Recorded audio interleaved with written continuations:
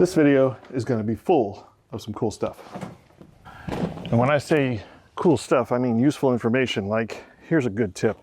My jeans used to get absolutely trashed when I would split wood, mainly when I'd split wood. And I know it makes me look like an old guy, but I don't care. This apron is awesome. It's a canvas apron. It's tough as nails. And you can see here, look down here. Here, you get a good look at it. See how dirty this thing gets and jacked up? That would normally be my jeans. And I'll put a link in the description, but it's a fantastic little thing you just throw on and you know, it saves you. So, apron, moving on. But for the sake of continuity, we're going to talk a little bit about where this, those big rounds that I split in the last video, where they're going to go. They're going to go back here. Now this huge stack of wood is going to be sold, so it's staying dry here. This, if you've ever owned a canopy, one of those 10 by 10 canopies, they break eventually. The frame is what wears out. The canopy itself is always good. So I saved the canopies. 10 by 10 canopy, I can cover up my firewood. We had a big rain and keeps it dry. I mean, it doesn't have to stay under a tarp, but it helps. So, canopies.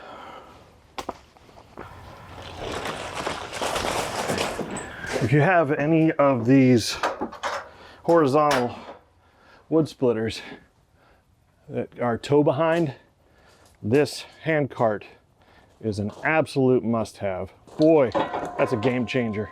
Really makes things easier to move this splitter. And it also brings up another point. So you guys have heard me say it, and I still stick by it, that you need to split where you're gonna stack. Well, today I'm not gonna do that. I had an idea, it just came to me this week. So I split up all of those big rounds. And because I have a tractor, the general rule of thumb is, like if I go to a property and I cut up a tree, leave it in as big a pieces as you can to get it out of there as fast as you can with the tractor. And then it gets smaller and smaller and smaller as you go until you get to where you're gonna stack it.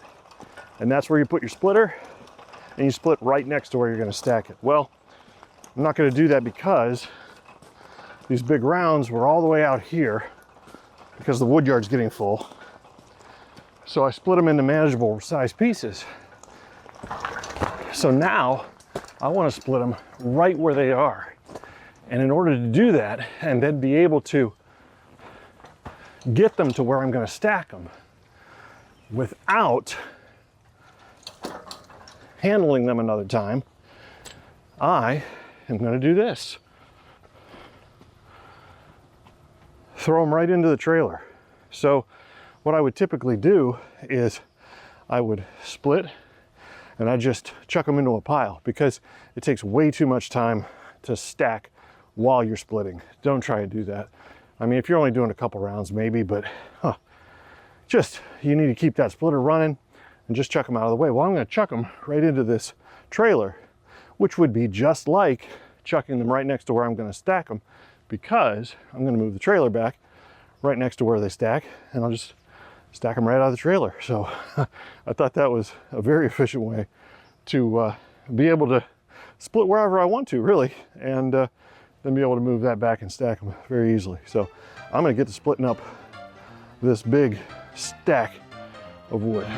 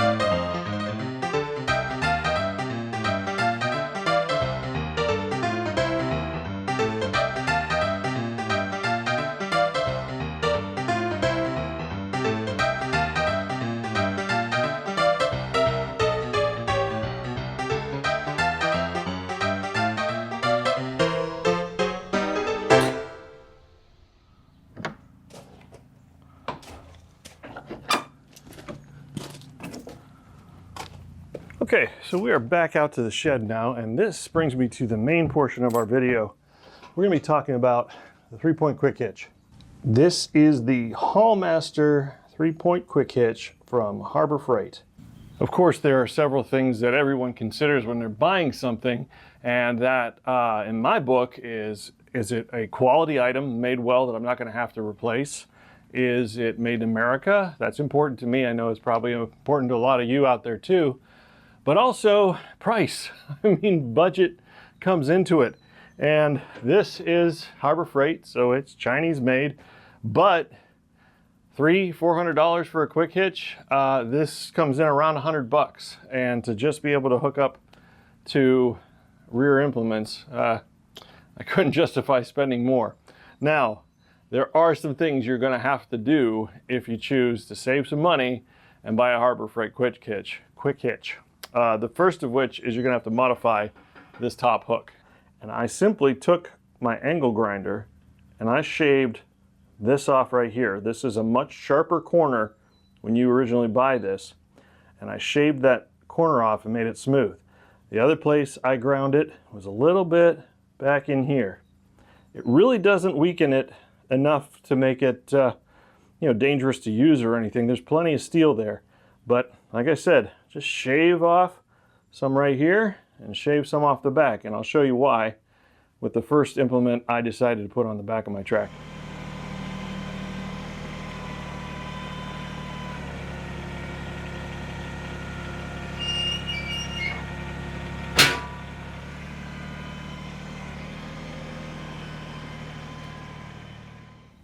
So that's the Titan Attachments ballast box, and I have a whole video on the Titan Attachments ballast box and how I set it up with this insert and the barbell weights to weight it down. But the most important thing about this video is how it connects to the Harbor Freight quick hitch, and it doesn't when you first buy it. If you can see in here, the space that I created right there between the quick hitch and the implement is because I ground that off.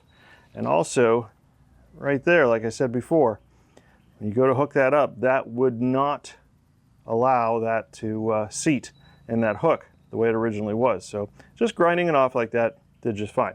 The other thing that I did was I put bushings on it. Bushings allow it to sit better in the cradle of the bottom hooks. And I don't know, did I really have to do that? I didn't have to do it, but it doesn't flop around as much. So anyway, that's about it. Bushings are, I think, about $15 a pair, and angle grinding was free because I already owned an angle grinder. So that's the first implement. The next 3-point hitch implement I bought was this 2-inch receiver, and I bought the wrong one. So let me show you why. Take this out and just lift it right out of there. So obviously it doesn't fit the way it's supposed to. In order to get this to fit that quick hitch, I had to bend. I don't know if you can see it. I cut this out and I bent these pieces down so there was enough room here to fit over that top hook on the quick hitch. Also, these were not long enough or wide enough, so I put bushings on them to make them wide enough so that they sit in the bottom hooks. The way I put it on, I don't even have to move the handles. I just stick these in here like this, and then where I bent that metal down, I just pull this pin, slide it up like that, put the pin back through. It's easy enough, and it works. It's sloppy, but it'll hold a trailer. So I mean, I spent the wrong money, and I don't want to go spending more money on something I already have. I just made it work. But learn from my mistakes. When you buy one of these, get one that's quick hitch compatible. The best way to make your quick hitch work for you is to buy quick hitch compatible implements. Next.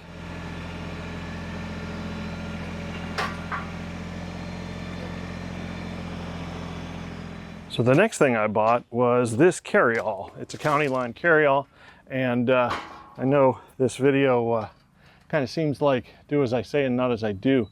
This is not quick hitch compatible either. Not with the Hallmaster Harbor Freight that I bought. So really only had to do one simple thing, and that is drill out 2 different holes down here that allowed these pins to line up right here. It's got holes already drilled for these pins, but they're too high. There's one way up here and there's one down here, and I didn't want to have to adjust my top hook. I want to leave my quick hitch exactly the way it is so it works with every implement. I will modify the implement to fit the quick hitch, not the other way around, because otherwise, I mean, the whole point is you don't want to have to get off the tractor. You just back up to it, lift your lift your 3-point, and it picks it up. So anyway, this works. You know, the handles and these lock in, and I bought this to be able to pick up racks of wood, and I can also pick up those big IBC totes of wood. When you first get a brand new tractor, you know, it comes, I bought my tractor just to mow the lawn and plow snow. Had no idea I was going to be doing all of this with it. So I bought this when I decided I needed something to move those racks of wood. So buy things as you find that you have a need for them. You don't have to go out and buy all this stuff at once. I'm not spending your money. I'm going to be frugal with the way I spend my money. And if you want to follow my example, that's up to you. But anyway, this was an inexpensive way to move those racks of wood with the back of the tractor, which can lift more than the front, and making it fit this quick hitch. Like I said, just drilled 2 new holes. Simple.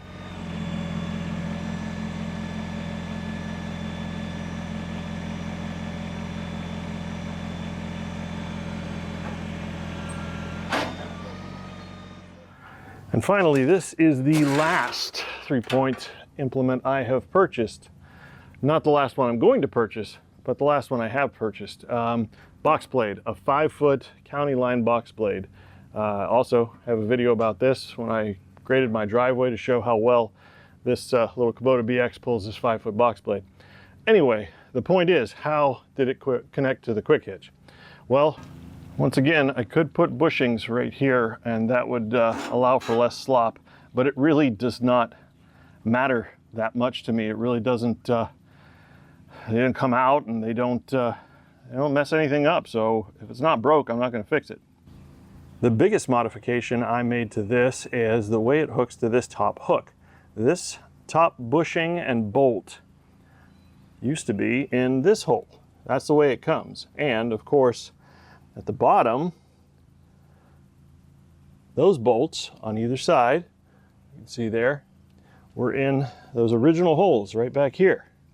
So what did I do? Well, I needed to move that bushing and that bolt up to the top hole. That top hole was already there. I did not re-drill that or anything. That was just there. It's meant to put your pin through and to hook it to your 3-point hitch without a quick hitch on. So this was not quick hitch compatible. So it works just fine if you move it up here, so the hook has room to get underneath it and come up and hook in. But of course, if you do that, when you move that up, that's going to throw this whole thing off. And if you look at it, you take this angle right here and you angle it like that up higher, well, it's going to bring this back if you don't move these forward. So that's why I move those forward. So I set this perfectly level so it was plumb, and then I moved these braces and marked the holes where they lined up, and I simply drilled new holes and moved the bolts. So it really wasn't a big deal to make that quick hitch compatible.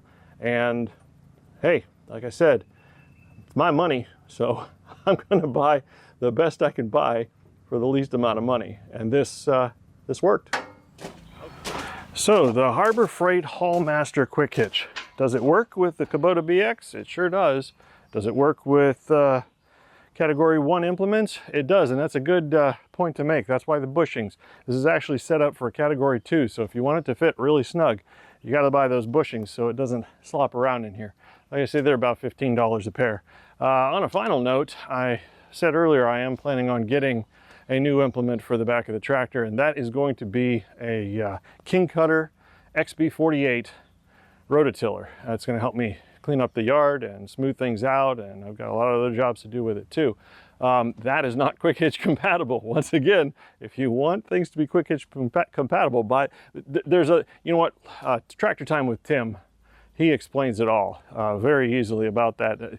The thing about the XB48 is that it's centered on the back of the tractor. There is an XB2 that is quick hitch compatible, but it's offset, and I didn't want that. So I'm going to try and do some of the things that he said, put the bushings on, get longer bottom pins, and change that upper link just like I did on the box blade to make it work with that top hook. I'm going to make my implement fit my quick hitch, not the other way around. That's super important. If you're going to get a quick hitch, make the implement fit the quick hitch. Some other people, there's other options you may want to go with, like Pat's quick hitch. Those only work on the bottom two hooks. You still have to put the pin in the top. You still have to get off the tractor. You can't just back up to something and hook it. That's what really attracted me to this style of quick hitch, is I could just back the tractor right up to the implement, lift it up and go. So anyway, that's the way I made it work. If you have any comments or suggestions for me, you know, if you think, you know, tell me what type of quick hitch you have and what your experience is. If you're a brand new tractor owner, you know, do a lot of research and figure out which quick hitch is best for you. This was the least expensive option that worked for me. So anyway, I hope you got a lot out of this. I'm learning as I go, and I make mistakes, and I want to let you guys know when I make mistakes, but when it works for me, I want it to work for you too. So anyway, next time I'm doing more stuff, you'll be with me. So we'll see you then.